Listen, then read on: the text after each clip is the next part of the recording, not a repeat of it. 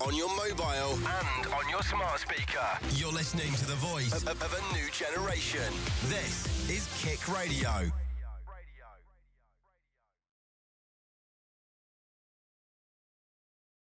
Right, guys, welcome to the 5th episode of the Southbound podcast. I am joined by Jacob and Cameron once again. How are we feeling, boys, during the international break? Jacob, I'll start with you. Yeah, it's a boring week as usual, isn't it, in terms of football?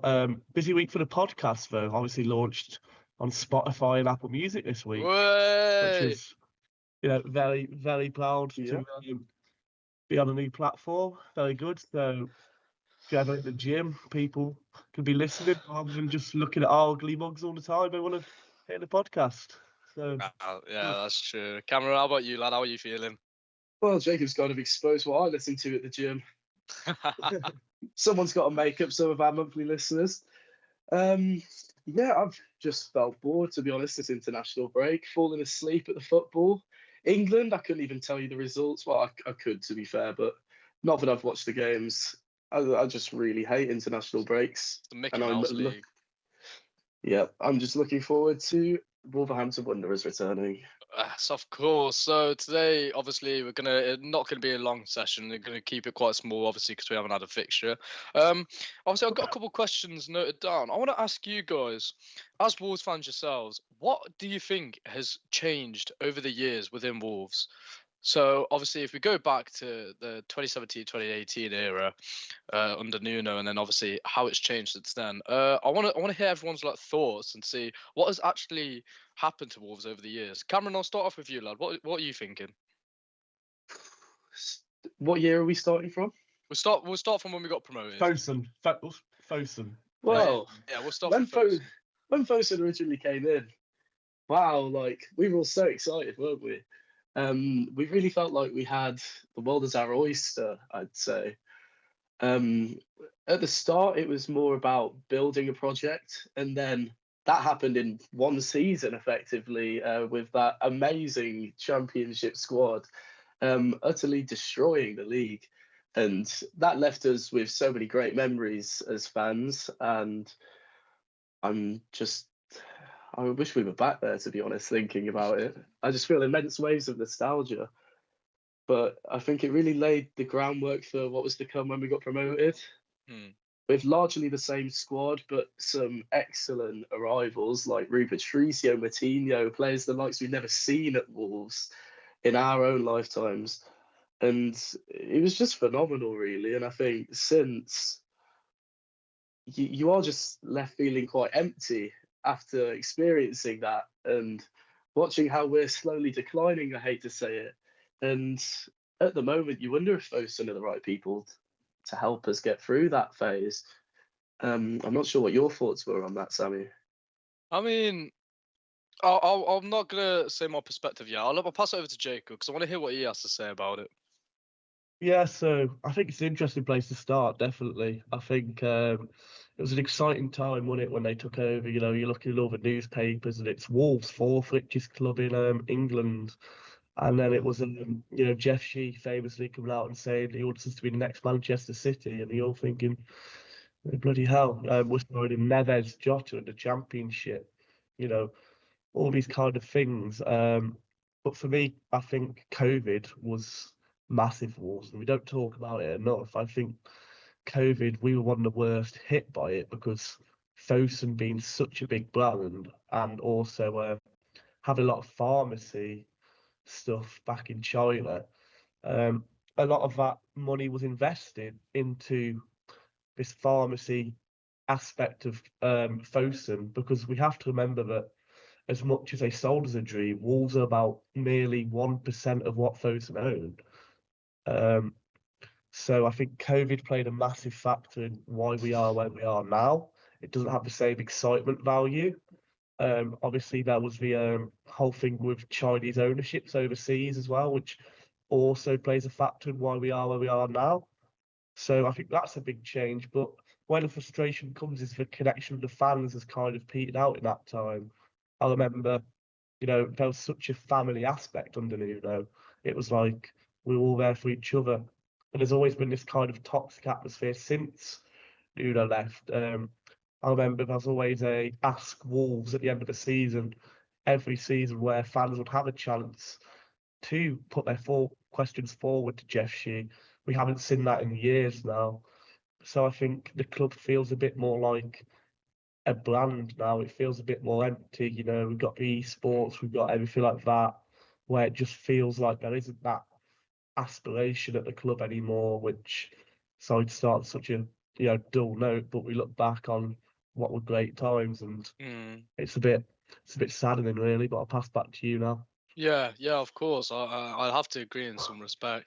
Obviously, during at the end of the 2016-2017 season, we were 15th in the championship, and then the year after, we go on to win it. And then everyone's there. We're all gassed up and everything. Wolves, we won the championship, and then 2 seasons after, we were 7th, and we hit them European matches. And then after we had that slight decline after going from 30th and then everything and so on, and then like Cam said, it was a slow decline of Wolves. I think we all, deep down in our hearts, we all miss the Nuno era. Sorry, we all do. And obviously, it was a good time to watch, good time to see Wolves play, and it was like watching the football that Wolves created back again, and seeing that football made, and then obviously seeing how it is now doesn't really give off that same effect. But yeah, I think, like we said about Fosun, and like Jacob said, fourth, we were like in the news, it was like the 4th richest club in, was it England or the UK? Was it England? Yeah, 4th richest club in England, and then everyone they were so hyped up about it. No one would have thought about it about Wolverhampton Wanderers, and then now look at us, literally in relegation battle.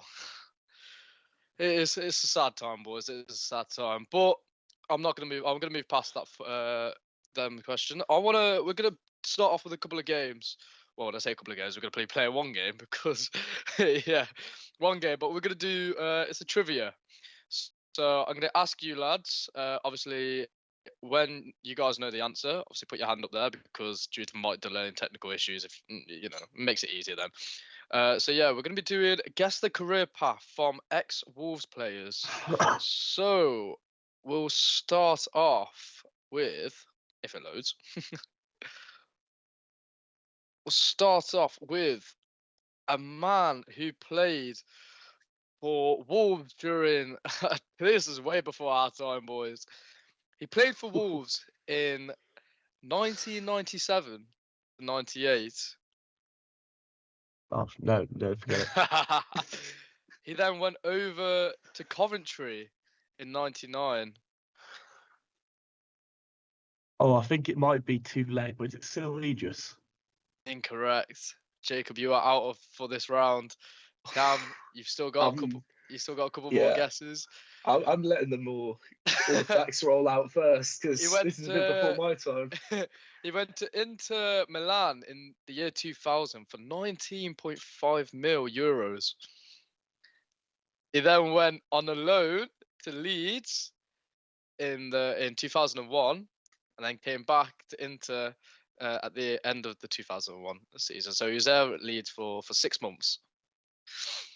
He then signs for Leeds in 2001 and 2002 to then join Tottenham in 2002 for 10.5 mil, to then play for Tottenham for 6 years, to then play for Liverpool for 24 mil. Took me outrageously long to guess, I think. But is it Robbie Keane? It is Robbie Keane. Well done, Cam. That's 1-0 to Cam so far. Just wanted to wait for that Tottenham to Liverpool switch before I confirmed, because the Inter bit, I couldn't even remember. See, I thought we got 1 vote per club, so I was like, oh, those still Regis out there, but then I got 3 as well. So we do it proper and seriously on the Southbound podcast. Right. 1-0 to Cam so far. Jacob, mate, you need to step up your game here, lad. Right. Give me a start. So, this one, I think you're all bound to get this one. He played for Al Hilal in 90... Ruben Neves. Incorrect. You are out for this. He played for Al Hilal in 1989 to 1989 and played for them for 11 years until he went on a loan to Wolves for 2000. Cam, you are out for this round. I do apologise. And then he went to Wolves for 2000 to then go back, finish his loan in January 2001. Back to Al Hilal, where he played for 6 years, until he retired in 2007. Who is this mystery player? I feel like I should know it, but my mind's blank. He was at Wolves for a loan on September 14th the year 2000, where he finished his loan in the 30th of January 2001. Sami, if he's not going to get it, can I just say? If he doesn't get it in 5, 4, 3, my mind 2, is blank. I honestly don't 1. know. Cam, take it away. Al-Jabir. Sami Al-Jabir, that is correct. 2-0 to Cameron. Oh, Jacob. Should have got that. That is a howler. I thought you would have got that. I said you're more of an I average FIFA player than should I have am. got that. Oh, Jacob, you're a stinker here, lad. Oh, Right. I'm having the time of my life. I'm in a purple patch here. This one I'm gonna this one I'm just gonna start from 2015 because he had a long transfer before. So from 2015, the 2015-2016 season, he had a loan to Preston, where on January 21st. Oh no, sorry. January the 1st, 2016, he was on loan to Preston. On January 23rd, 2016, he went back to Man United to finish where he was originally signed for. So he finished his loan at Preston. In January 5th, 2017, he went on loan to Aston Villa. Cameron? Sam Johnston. It is Sam Johnston. Oh, so 3-0, Jacob. Oh. What's happening here, lad? He was quicker. I had that one. Fair enough. I was just waiting to hear one of the clubs I knew he definitely played for. As soon as you said back to Man United, I knew it was him. Good lad. Right. Now, for the next man. He played for Braga in 2018. He then signed for Barcelona. Jacob? It's not what I thought it was. Who is the answer? When I heard Braga, I thought Pedro Neto straight away, but it's not. Incorrect. Cameron? Francisco Trincao. Francisco Trincao is the correct answer. 4-0. 4 for 4. Wow, this is turning into a demolition. Jacob Jones, what is happening? I'm not good You're at career paths. I'm not good at career paths. Oh. Now, I heard Braga, my mind immediately went Pedro Neto. I thought you were going to say like Rodrigo Gomez or someone. I wasn't sure if they played. Immediately I went Or like Pedro Jordao, maybe. But we do have a lot of ex-Braga players and Coutinho there currently. Yeah, we do, yeah. Right. Now for this, it's the last and final one. It is the last and final one, boys. So for this one, he signed for Porto's first team in 2014. He played for the... Go on, Jacob. Ruben Neves. It is Ruben Neves. He's got one. He's got one. Consolation goal. Cameron, you've won. Jacob, you've lost. We'll discuss forfeits after. That's rough. That is. 4-1.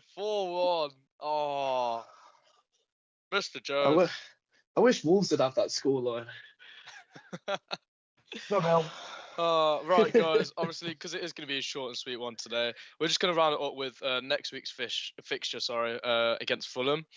So now we're getting to the face of discussion. Now we're getting serious now, boys. So statistically, we have beat Fulham majority. I can't say that word. You know what? The majority of the times we've. Yeah, there we go. Yeah. Although I would like to say at Craven Cottage, I think we do normally play awful. I think the last time I remember us getting anything from a game, Wow, I think we've lost 3-2 last time we played there. Yes, They had two outrageous. Last time I remember. Yeah, they had two outrageous penalties. There was the Adama win. There was the Boxing Day 2-2, was it? With Romain Says scoring. Was it 2-2? Was it 1-1? 1-1. I think it might have been 1-1 actually. Yeah. We tend to not have the best record away at Fulham. I think we do beat them the majority of the time since we've been promoted, although I think in recent years they've certainly started to rack back up their wins. I'm not too confident heading into this fixture, as they have been in really good form, and they were one of the teams I do see us losing to out of our next few fixtures. I think there are quite a few more winnable games after this, but I will be optimistic and say it will be another 1-1. Oh, that's good. That's good. Jacob, what are your thoughts on that? Yeah, I mean, I'm not going to throw a prediction out there just yet because we've got next week's podcast where we'll obviously look deep into this game. But looking at it from a standpoint now, I'm worried for this game. And I've been saying it for a few weeks that, people say we've got this good run. And I think Fulham are a very, very dangerous side. I think Harry Wilson at the minute is on fire.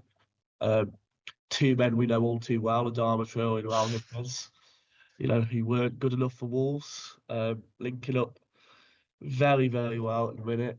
I think they're a beatable side, but they're a very dangerous side. Like Cam says, I don't ever remember us playing well at Craven Cottage. Even the last time I remember us winning, the Adama Traore game, we were shocking. We were awful.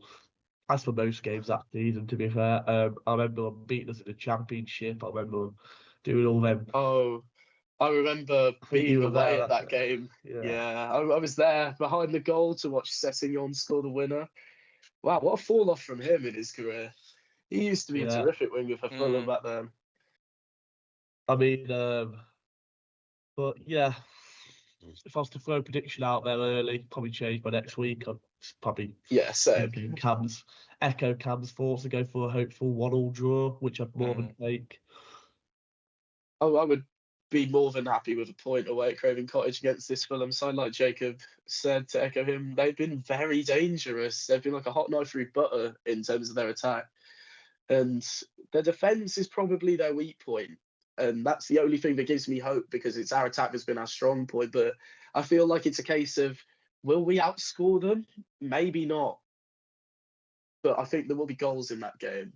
Yeah, I understand. It's like you said, Cam, their defence is their weak point, and so is ours. So it's the battle of the weak defences at this point. But maybe 1-1 isn't the best. Yeah. Just before we go off, have you guys seen about Fabio Silva getting a call up to the Portugal name? Oh wow! Oh yeah, I saw that.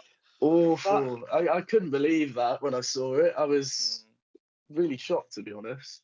Because apparently he'd been training with them while playing for the under-21s or the international break, and the Portugal managers thought, wow, I like the look of him. How has Fabio Silva made an international manager do that? He couldn't make the Wolves managers think, wow, I should start this guy. Couldn't make me do that. No. Although he was that big Wolves sign and wonder kid that we signed back in the day, wasn't it? And we all had our hope. So, I mean... It's always the wonder kid strikers. Catrone was the same. Yeah. I just wish striker. I just wish the best for him and then see what it could have been at Wolves. But it's nice to see. It's nice to hear everyone's little thoughts and everything about next week's fixture. It's actually quite an interesting one. Obviously, it's hard when we play against them. We either lose or we win. Maybe a draw. Like most matches. Yeah. Wow. That's as if it's how fixtures work. Yeah. Cheers, guys. You win, lose, or draw. No way. Oh, anyways. Nah, it's nice to hear everyone's thoughts and everything. But yeah, hopefully next week we're going strong. Gary O'Neill has a right game plan, right way to win it, and let's just bring a smile to the Wolves fans' faces. I beg. I really want another 3 points. I really do. I think we deserve it. I just don't see it. I wish I could say the same. I've got a taste. Oh God! Now we've got one win. We're here expecting them to come by the dozen, but unfortunately, I think we have to prepare ourselves for the worst. We do. Although, like Jacob said, once that taste is in your mouth, you really just want 3 points every week. You do. We're gonna win 4-0, lads. I don't know what you're stressing about. Yeah, we're winning the league. We're winning the league. Like, this is what people are saying. Like, it's European push now. Literally. Title charge second half of this season. 2025, 2026. Wolves have beaten Real Madrid in the Champions League. Oh god.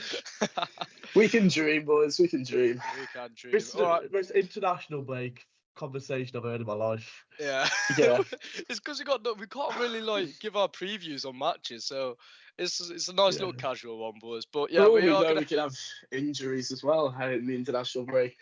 Santi Bueno.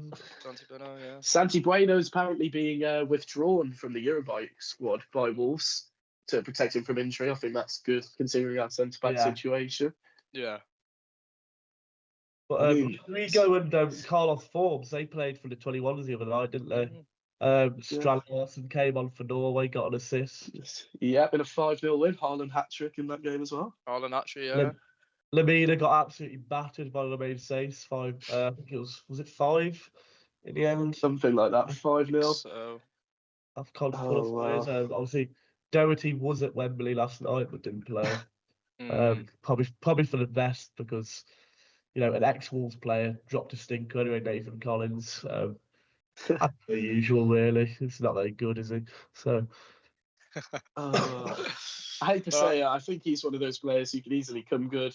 Yeah, I was saying he didn't do bad. Like, okay, there were times where he had his games and he actually didn't do that bad. There was more positives than negatives, I'd say, from seeing him at Wolves. But he gave us a couple 3 goals when we played Brentford last season, so I ain't really complaining. We paid his transfer fee. Yeah, he also scored against us though. He scored against us, and to be fair, he was getting.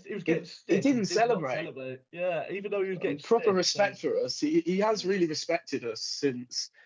Although he didn't want to leave, did he? Apparently, so. No, he didn't. I mean, he's still a donkey, right? But we could easily be eating our words in a few years if he turns amazing at Brentford. Yeah. And then it'll just be another case of. I think we are gonna call it there. Obviously, just gonna give it a good little roundup. Okay, we've got next week's fixture against Fulham. For everyone that's tuned in and listened, thank you very much for listening. We are now on Spotify and Apple Podcasts as well. So make sure you guys do stay tuned for that. We'll see you all next week. This has been Sami, and I've been joined by Jacob and Cameron. See you guys in a bit. Goodbye.